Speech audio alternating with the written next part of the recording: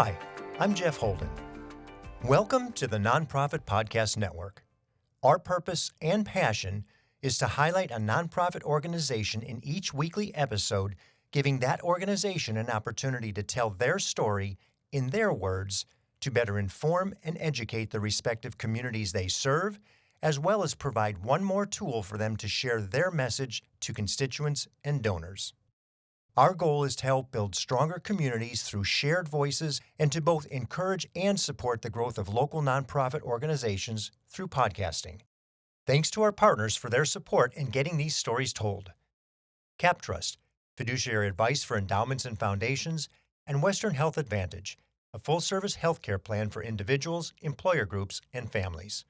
I'm proud to welcome our newest partner to the program, CORE, Interim and Fractional Executive Leadership, Comprehensive Back Office Support Services. We work in it so you can work on it. Visit cxore.com.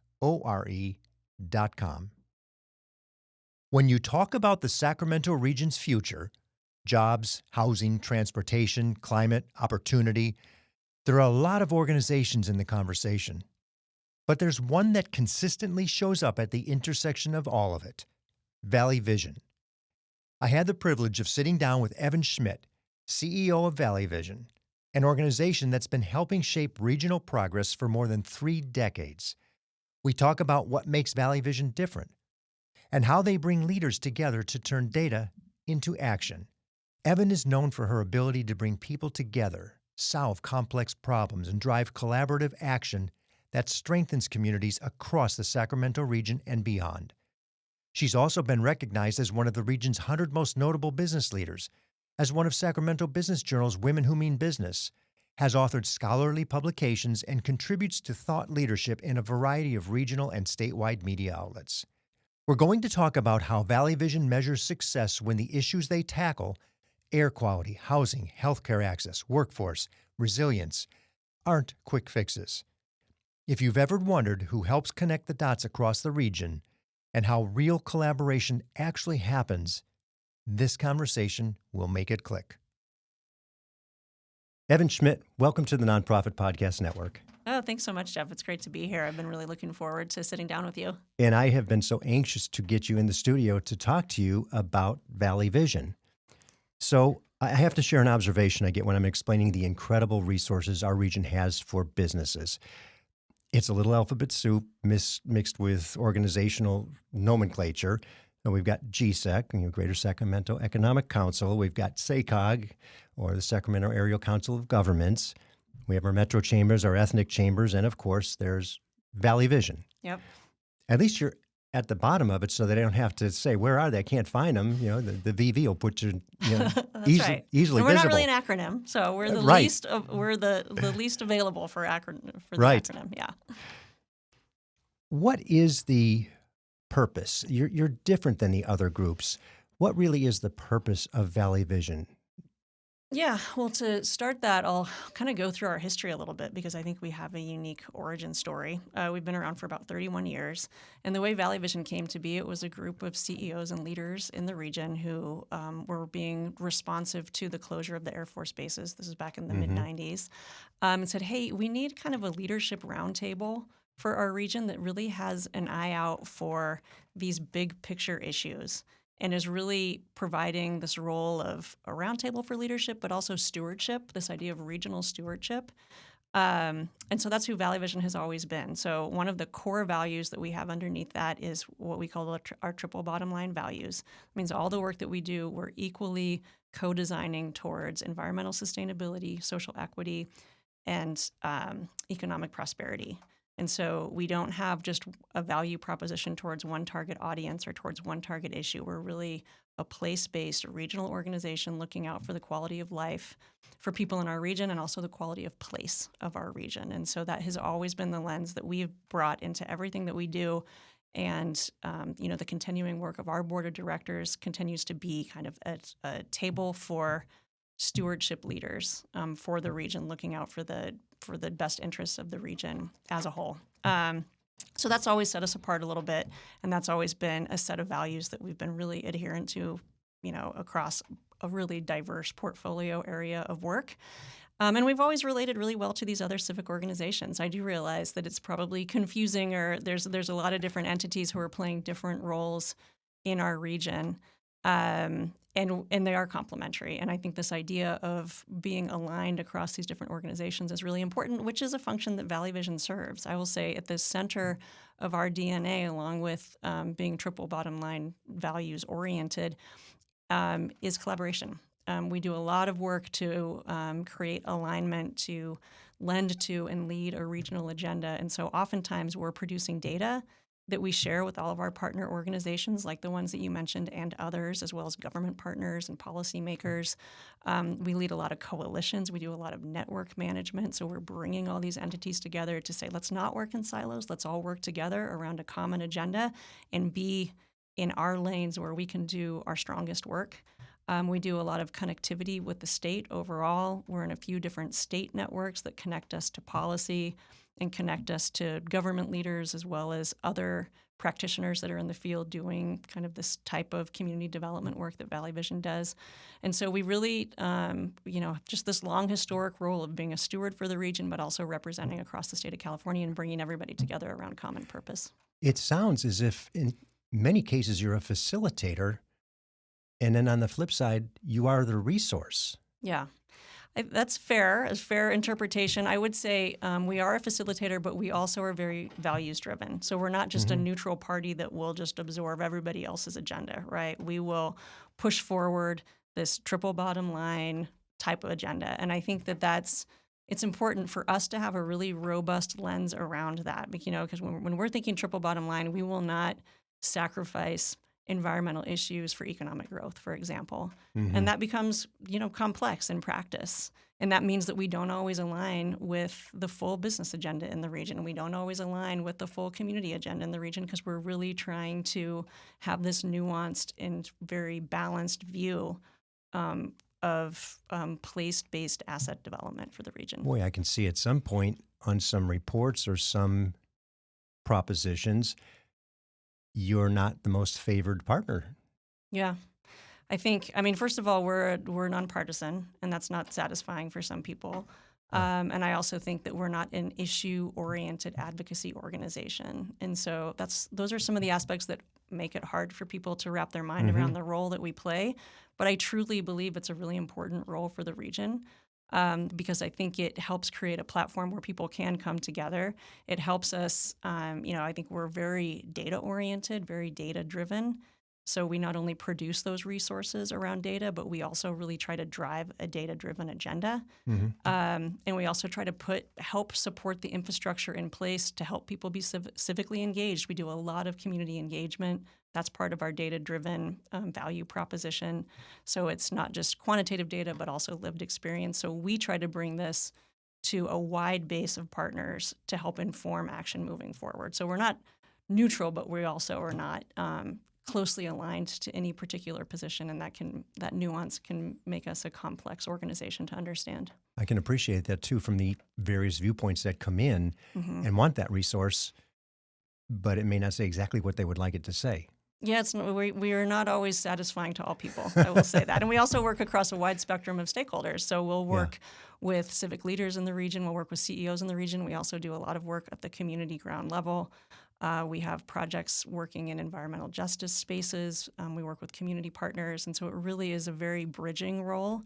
And I see that as part of what I see as like challenging and complex role of bridging across different topical and different interest based for the good of the region overall.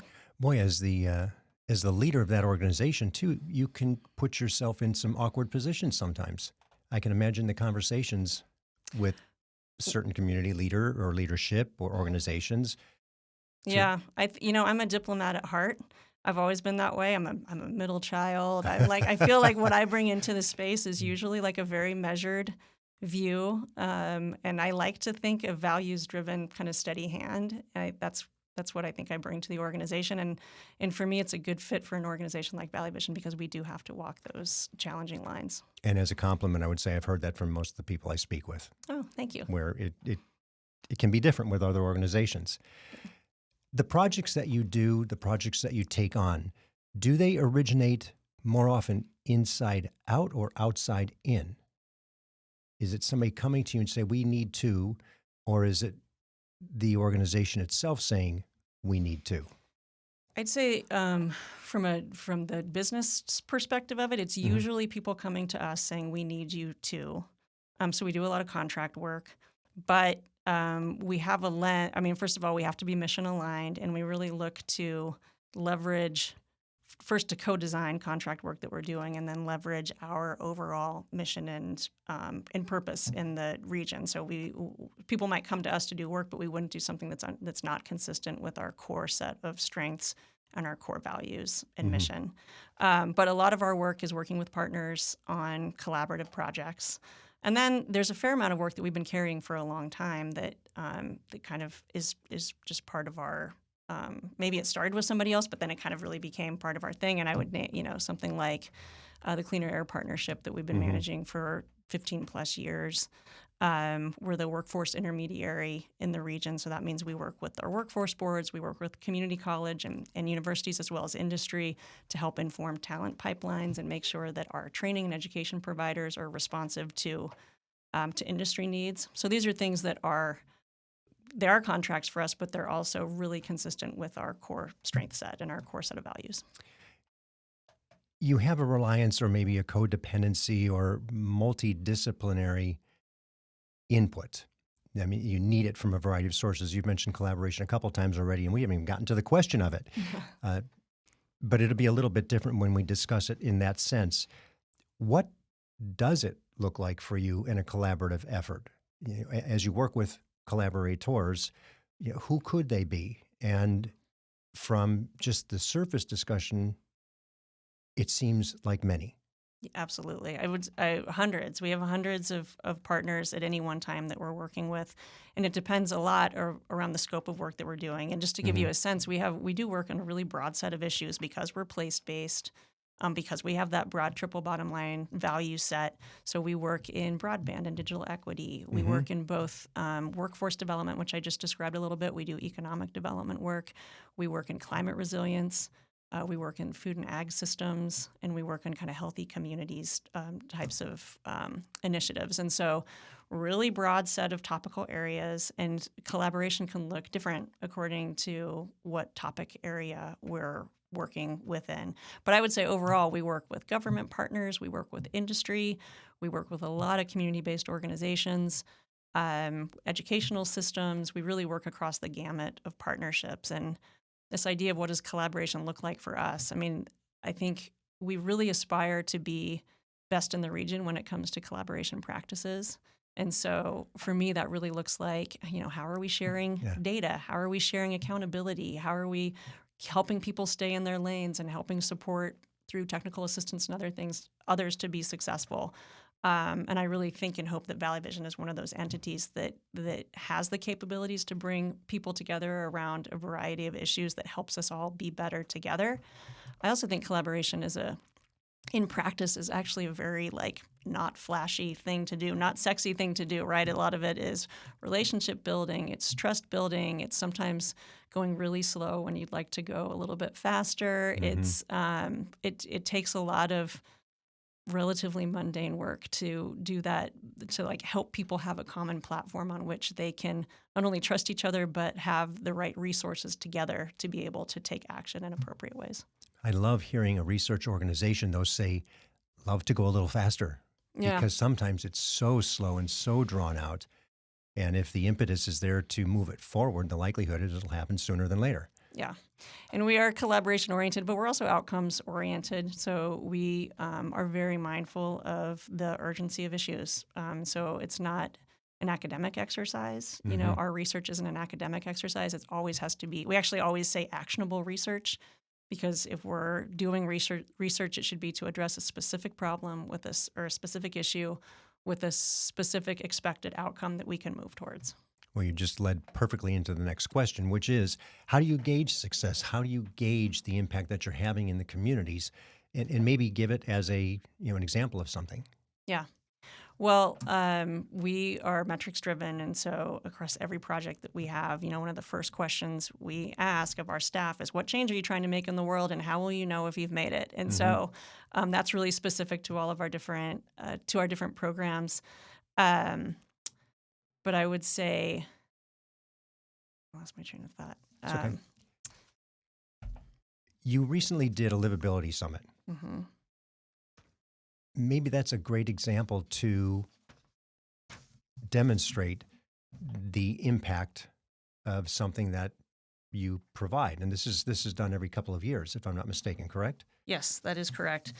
And I was going to give a couple of examples of impact data that we've tracked over the last few years. Perfect. One thing I would note, I mentioned already the Cleaner Air Partnership, which has been operating for 30 plus years, and we've been involved for the last 20 or so. But just a couple months ago, we were celebrating the attainment of the 2008 ozone standard that has been met as part of our region. So that means that our region has always struggled with air quality issues, Hmm. mostly because of our geography, that we're downwind from the Bay Area. That's an issue. But we also struggle with vehicle miles travels, emission, and other things in the region. So that's been a coalition that we've been working on for many years to try to move that number. So it was great to see that actually happen. And that's an example of long-term success metrics.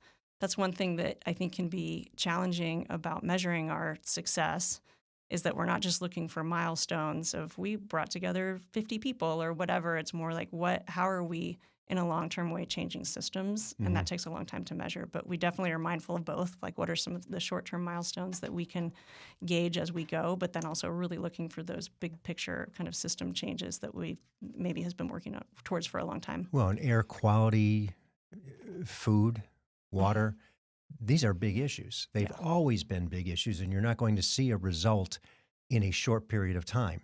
They just take a long time to get results, depending on what it is that you're trying to accomplish on top of it.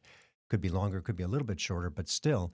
And now we look at some of the things that you are deeply embedded in, Yeah. with food and water and air quality. They're monumental. Yeah. They're just monumental in terms of their impact on the community, and to say that we went from point A to point B over some period of time. Yeah. We'll return to this incredible discussion of the future of our region with Evan Schmidt of Valley Vision right after we hear from the people helping us get these stories heard. We are really excited to be part of the family and contribute to the work that you all are doing. CORE provides fractional and interim executive services, along with comprehensive back office solutions that go into our client sites and do the work to give them the capacity they need in order to move through transitions, whether that's planned or unplanned. Or companies also work with our accounting and finance, back office solutions, human resources, technology, and administration. The reason why our back office solutions add value is because we save them time and money, anywhere from 20 to 30% of what they would spend on that back office solution. We work in it so they can actually work on it. CXORE.com and contact me directly at DTEAT@CXORE.com. If you're interested in learning more about how CORE may help your organization, visit CXORE.com. Hello, this is Scott Thomas with Cap Trust in our Sacramento office. I specialize in working with local nonprofits and associations. Annually, we survey private and public nonprofit organizations across the country to better understand challenges they see in today's environment. In our more recent survey, we heard concerns about proper board governance, mission aligned investment, and how to implement alternative investments. If you would like a copy of the survey or to discuss your organization, look me up, Scott Thomas at captrust.com. I'm thrilled to have Western Health Advantage partnering with us as they do so much to support so many nonprofit agencies in our community. As a truly local health plan, you'll find individual and family options, employer options, plans for CalPERS and Medicare Advantage. From medical services to pharmacy, health and wellness support, as well as behavioral health care, Western Health Advantage has a plan that fits what you need. As an employer, for profit or nonprofit business, individual or family, you can find more at westernhealth.com. And if I'm not mistaken, when we were talking a little bit earlier, you have roughly 30 projects going at this point in time? Yeah, we typically have 25 to 30 projects going at any one time. which keeps our staff really busy. Yeah. Well, and I can only imagine that's a lot of balls in the air. Yeah. And it's a lot of different people that you're dealing with at any given point in time as well, because each project has its multitude of influencers. Yeah. How, Yeah. How does the staff and the team and you manage all that activity? Well, I love it, I have to say. I'm somebody who really likes to be working on different things at different times and have a lot of variability in my day. And so sometimes I can end a work day and feel so privileged, like, man, I got to talk about broadband and try to solve problems around that in the morning. And then we got to talk about food access and like, what are the issues and what can we do about that? And then we were into economic development, like such different topics, different groups of really talented, smart people, and really everyone working to make the region a better place. So I feel really privileged to be in a position where I can be in those rooms and be like problem solving around all these challenging things. I would say for our staff as a whole, it's definitely a challenge. We do a lot to try to create connectivity just across our staff because we are at risk of siloing ourselves, right? Sure. If we have staff that are really just focused on economic development, sometimes it's hard to get them connected with our disaster preparedness staff. So we do a lot of design inside the organization. We even just did, at our last staff retreat, we did speed dating of talking about your projects and like some of your main topics that you're working on, because we just felt like we need to create these points of exposure for our staff of just a multitude of topics that we're all working on day to day. I can only imagine the end result of the conversations after all that took place. Like, really, I had no idea, and you really are. Maybe we should talk about.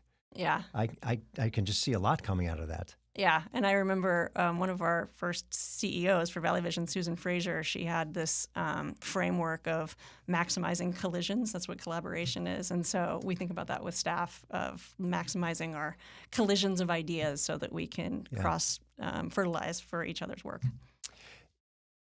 Let's talk about one of those impact programs, and that was the Livability Summit that you just did. Yeah. So with tangible results and some really important projections that will have the link posted on the show notes so people can get to it. Tell me a little bit about that. Yes. Well, so we just earlier this month, or in October, we did our third Livability Summit that we've from the last 4 years. And the idea behind the summit, which is the event, is creating a collaboration conference for our region.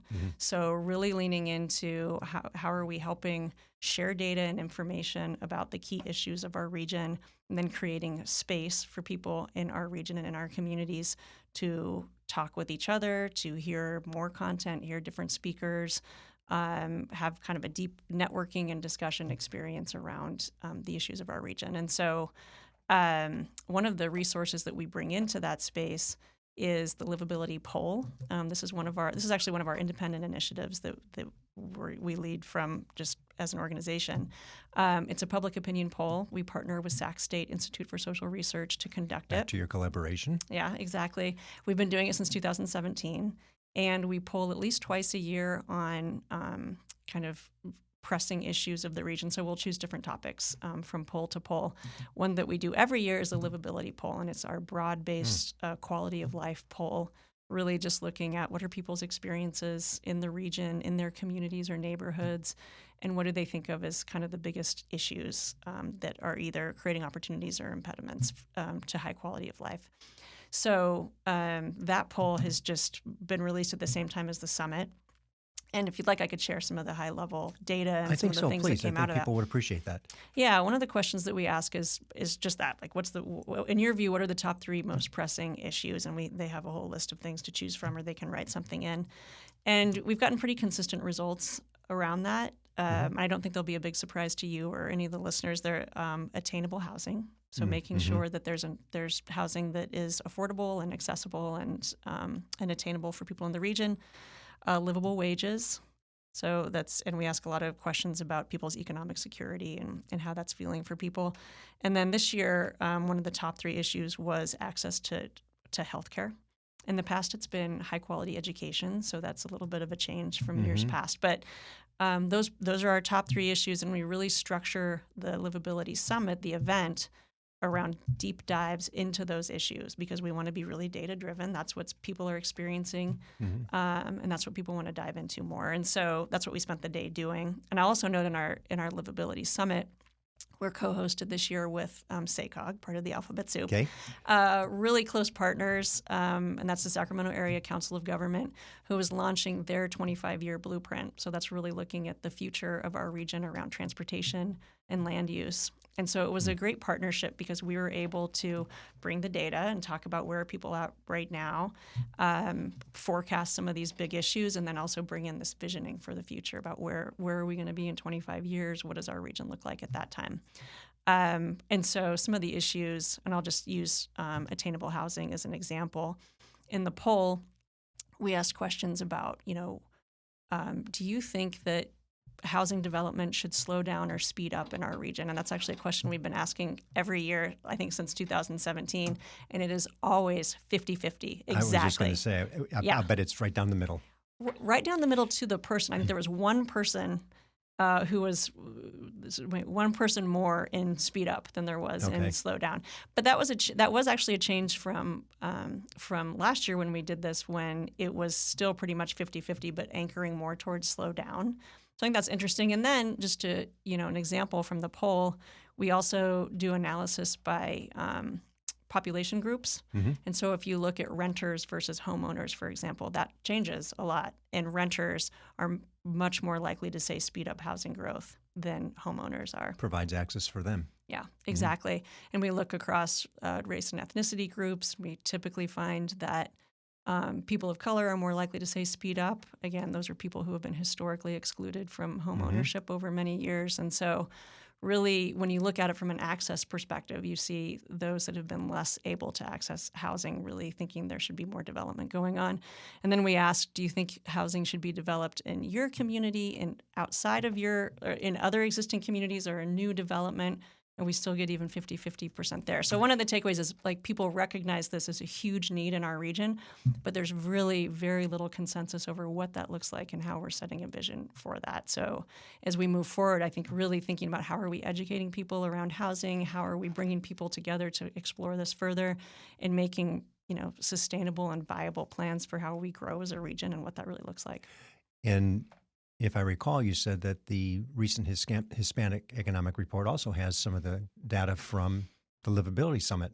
That's right. The Livability poll, I should say. That's right. And we really, for us, the poll is, what our hope for the poll is that it informs policies, practices, programs for folks across the region. And so when the Hispanic Chamber told us they were doing their State of Hispanics event and report, we were really happy to collaborate with them, share that raw data, and be able to offer them some insights into what people had to say. Let's talk about funding. How is the organization funded? We're a mix. So we have some government grants, and that makes up some of our funding. We do some fee-for-service contracts. So that's usually working with local entities, sometimes local government, but other entities as well, to do contract work. And then we have, probably too small of a percentage, but a percentage of unrestricted funding or contributions that we raise each year through events, through board membership, through other avenues of some philanthropy of fundraising. And so, that usually we have a diverse set of funding, but the majority of it is either in contract or grants for the most part. So you're fairly well protected from some of the stuff that's going on in terms of looking forward. Yeah. And I would imagine some of your grants are a little bit longer term too. They're not just, a short term, they may be 2, 3, 4-year grants.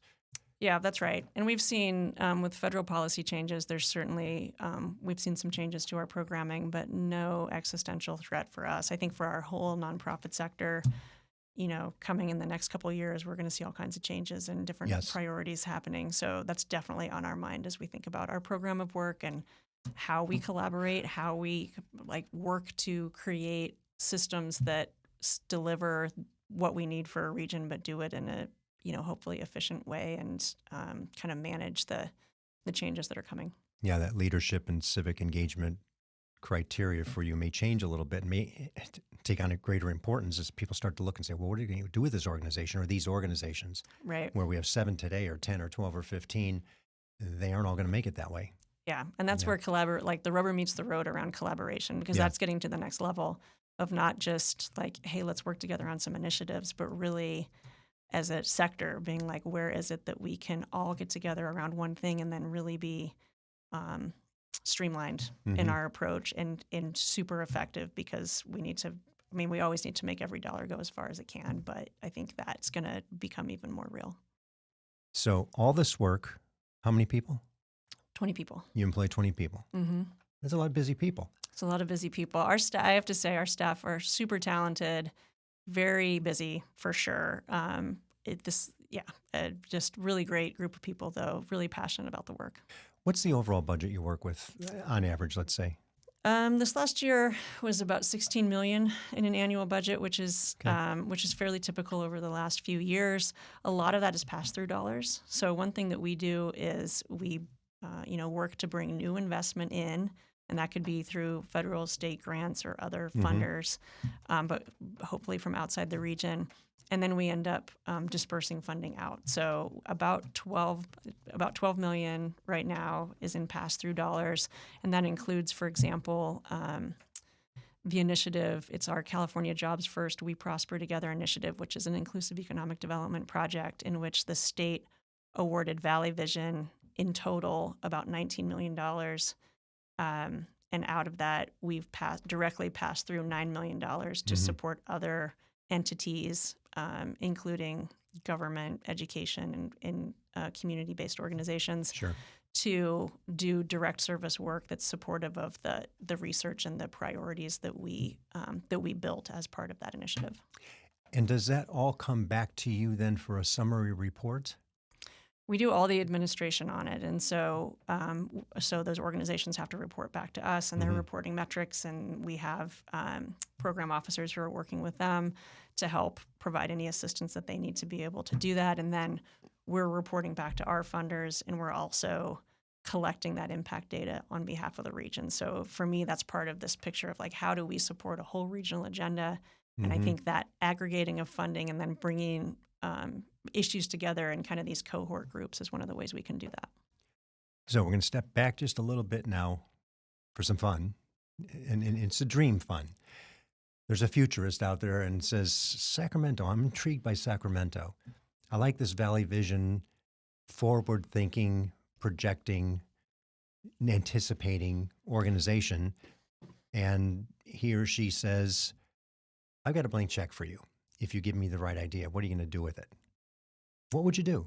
Yeah, that is a fun question. Isn't it? I love that. Yeah. And it's actually very well paced with what we were just talking about, because I think that, when I think about what's the best that Valley Vision can be to the highest need of what we're capable of producing, I really do think about this collective impact model, or this ability to fully lean into a shared regional agenda that helps elevate our organizations, it helps bring in more investments, and it helps elevate our region overall to be more successful across all the important metrics that we all want to be successful across. And so I would really look at how is it that Valley Vision is fully operationalized in being a real source of data, like full service source of data, actionable data for our region around key quality of life and resilience metrics, really being that entity that's holding us accountable, that's pushing that forward, and that's bringing agendas and collaboration together around that issue.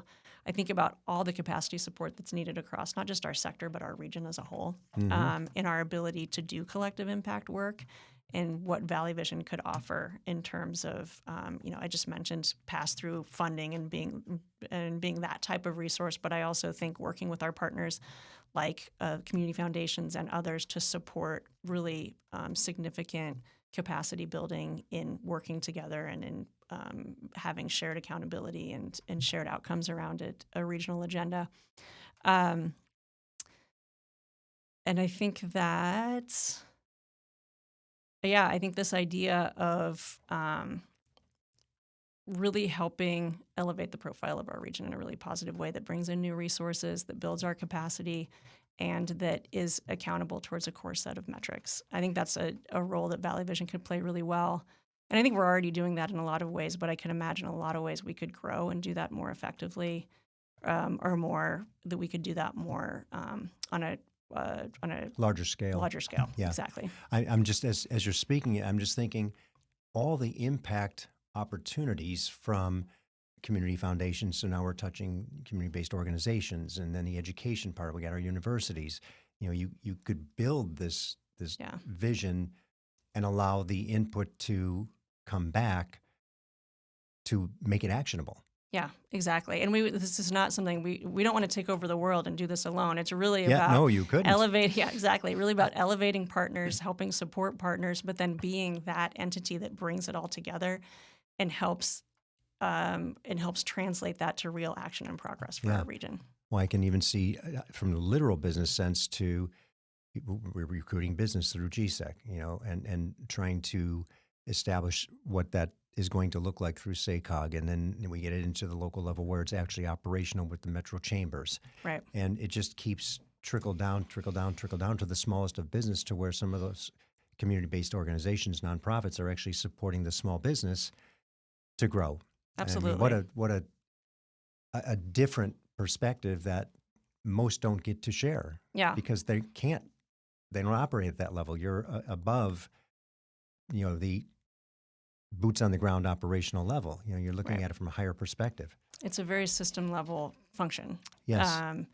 And I also think that, we do a lot of community engagement and co-designing with community. So being able to bring not just quantitative data, but bring that element in with regular community engagement and mechanisms to bring community into these larger agendas. They're often not included, and being able to elevate that voice, but also integrate it with business interests and and other aspects of our community. I think that's something Valley Vision can really do. Yeah, especially when you're talking about quality of life. It's such a broad scope, such a broad swath of perspective from whoever's quality of life means something different to you than it does to me, than it does to everybody that's listening. Yeah. And when you're talking about that, I think they're starting to understand what the expectation is that Valley Vision has. Yeah. Because it's, even for me, it's becoming more and more clear as we're talking here. Oh, you can impact this. You can impact this. Coming back off of the big vision, what's the greatest need? Well, I think what's holding us back from being that entity is, and I hate to say this as a nonprofit, this is what everybody says, right? It's like no, not everybody, surprisingly, if you're going to say budget. Yeah. Well, it's to some degree, it's investment. Yeah, and I think part of that is we do get pulled by contract work to some degree, and so that'll help. That allows us to take on different pieces of an agenda. But this idea of whether you call it a hub or an intermediary or that collective impact agent, that's just a challenging role to fund because it is very systems level. I think it's incredibly necessary, and in the places where we play that role, I can see the results of having that entity that can translate across different groups, that can bring everyone together, that can share those data sets, that can do that project management, that can build capacity where needed. It makes a huge difference, but it's not a direct service role, which makes it just a little more esoteric, more difficult to explain, and more difficult to attract funding into. It's a bit tangential to the active part of it all, but I can see where here you're going on what is a grander scale, contracted piece of work, and then an attractive piece of contract work comes in. Now that takes people off of the other piece. So now you're dealing with, because you only have a team of 20, right? Unlimited, keep adding them. Right. So some of this stuff doesn't have to slow down, so we can keep going, big on the non-contracted work, right? But still fulfill what the expectations are for the contracted work. Yeah. No, exactly, and that's part of the capacity issue. Yeah, that's where you're always juggling it. Yep. Okay, that makes sense. Yeah. If we look at all the stuff that you've got going on, and I'm looking at it just going, my goodness, the people that she's got to deal with, having known or know some of them, there's a lot of juggling going on all the time in terms of what you do. what do you do to relax? Yeah. How does Evan Schmidt take a break from the future of Sacramento weighing on her shoulders heavily? Oh, well, well, just a little bit about me. I'm married. I have 2 teenage kids. Oh, there you go, right there. Yeah. I've lived in Davis for the last 24 years. That's what brought me to the region, was to go to graduate school. Uh-huh. And, my husband and I met prior to that in Colorado, both of us doing outdoor education, like teaching outdoor education. So we're both very outdoorsy. We do hiking and camping and all that kind of stuff. We have 2 dogs, 2 large dogs. So I like doing, I'm pretty community oriented, whether at work or at home. We've had years of doing shared potlucks on Friday nights with our neighborhood friends and family friends. So I like creating those kind of opportunities and participating in that. I will say that, if you have any tips on how to balance all these things. I feel like I'm in that moment of life with like teenage kids and a high responsibility job and just a lot going on that I'm like, what are my hobbies? What do I like to do? Right. Yeah. So maybe I'll get back to you on that. But When you become an empty nester, it changes a little bit, yeah. but then you just absorb more of what you enjoy doing. And Yeah. for some people, if work is what you enjoy, that is balance. Yeah. It's hard to gauge what it is. It's a third of this, a third of this. No. It's whatever works for you. Well, I definitely enjoy my job a lot, and so that helps. And if you'll indulge me to tell just a short story about that. Please.